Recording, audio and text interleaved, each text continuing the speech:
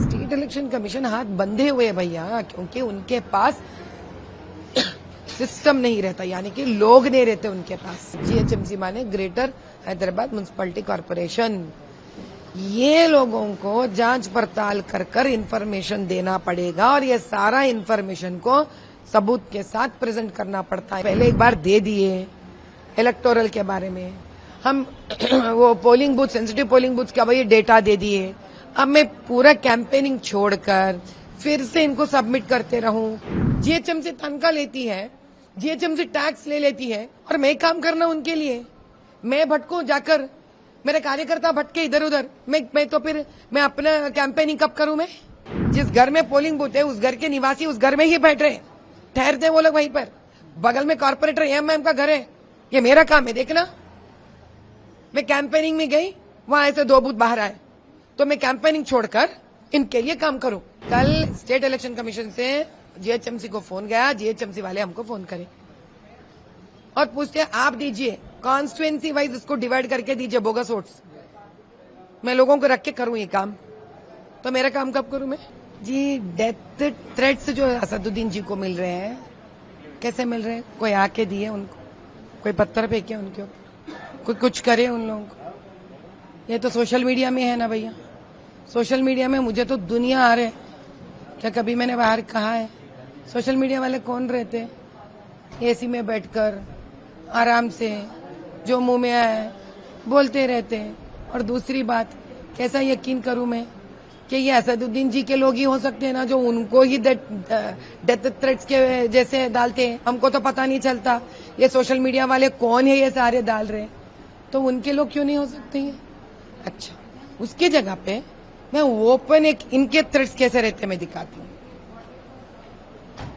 सियासत editor Zahid Ali Khan ji, Rahnuma Deccan chief editor Syed Vicaruddin ji and Munsif Editor-in-Chief Khan Lateef Mohammad Khan ji played a very important role in bringing out scandals related to Waqf Board properties and irregularities going in the Waqf Board. ये देखिए, सियासत editor Zahid Ali Khan, reporter एथर Moin injured इन MIM attack.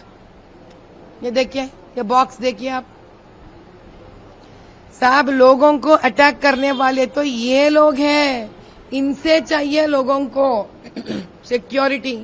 इनको किसकी security चाहिए? ये तो 2-2 pistol लेके फिरते हैं ना, इनको सिक्योरिटी चाहिए। Z+ सिक्योरिटी है इनको सिक्योरिटी चाहिए। ये लोग कैसे लोगों से फिरते बताइए? मुख्तार अंसारी जी जैसे लोगों से दोस्ती है इनको, बताइए इनको चाहिए सिक्योरिटी?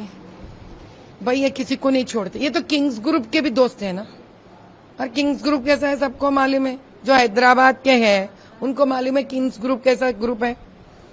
ये लोग किस किस को मारते हैं, किस किस को धमकियां देते हैं, उनसे इनकी दोस्ती। अब आप पूछेंगे मुझे कैसा मालूम? इनका इलेक्शन कमीशन में जो गाड़ी इन्होंने दिखाए थे ना, वो किंग्स ग्रुप का तो गाड़ी है। अभी शाहनवाज जी जो फलकनुमा के बहुत बड़े दादा हैं, अब वही शास्त्रीपुरम में इतना बड़ा वो किंग्स का उन्होंने अपार्टमेंट्स वो पूरे करे उन्होंने डेवलपमेंट, वहीं तो इनका घर है। अब इनको किसकी डर है साहब? इतने जैसे ऐसे लोगों को जो पाल के बड़े करे जिनकी दोस्ती इनसे इनके साथ है। इसलिए आप कौन डरना चाहिए इनसे? MIM attack. और अभी छोटे अकबरुद्दीन जी तो कहते हैं हम रजाकार हैं। अब लोग बताइए, लोग रजाकारों से डरे या रजाकार लोगों से डरे? इतिहास क्या कह रहा है? कौन किससे डरे? अब बताइए किसको चाहिए सिक्योरिटी? करते ना भैया ये लोग, ओपन मारते ना ये लोग। कांग्रेस के मुस्लिम कैंडिडेट्स पे भी मारते ये लोग। हमारे शहजादी थी लास्ट टाइम जो चंद्रायन गुट्टा से उन्होंने लड़ी थी, उनके ओपन नुक्कड़ मीटिंग पे भी पत्थर फेंके, चप्पल फेंके ये लोग। किसी को छोड़े आज तक ये लोग किसी को नहीं छोड़े। तो बताइए तो सही, किसको किससे डर है? हाँ, वैसे तो हम कदर नहीं, जरा खेर नहीं करते, लेकिन इन्हों ज्यादा करते, इसलिए इन्हों पहले से Z सिक्योरिटी रख लिए। हम आज आए भाई, इसके पहले कोई सिक्योरिटी था हमारे पास? हम 8 साल उनसे काम कर रहे हैं, पसमंदा मुसलमानों के बीच में। कोई हमको कुछ नहीं करे, हमको कोई सिक्योरिटी जरूरत नहीं पड़ा। गए सोशल वर्क का काम कर लिए आराम से। हम उनके रमजान के फेस्टिवल में भी गए थे, हम पिछले साल भी गई थी मैं।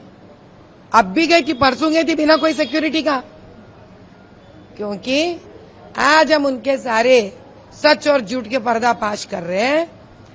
अब हमारे ऊपर वही हाल हो सकता है जो बाकी के लोगों के ऊपर हुआ, जो सच्चाई को बाहर लेके आने की कोशिश कर। भैया हम सेंट्रल इलेक्शन कमीशन को सारा डेटा और इन्फॉर्मेशन भिजा दिए। सेंट्रल इलेक्शन कमीशन इस पे रिएक्ट हुई है, बहुत अच्छी बात है, हमको बहुत अच्छा लगा।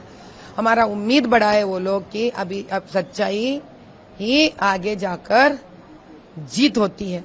वो लोग यहाँ पे स्टेट इलेक्शन कमीशन को दिए, लेकिन स्टेट इलेक्शन कमीशन हाथ बंधे हुए है भैया, क्योंकि उनके पास सिस्टम नहीं रहता, यानी कि लोग नहीं रहते उनके पास, जिसके लिए वो लोग लोकल जीएचएमसी के ऊपर आधार पढ़ना पड़ता है। जीएचएमसी माने ग्रेटर हैदराबाद म्युनिसिपैलिटी कॉर्पोरेशन।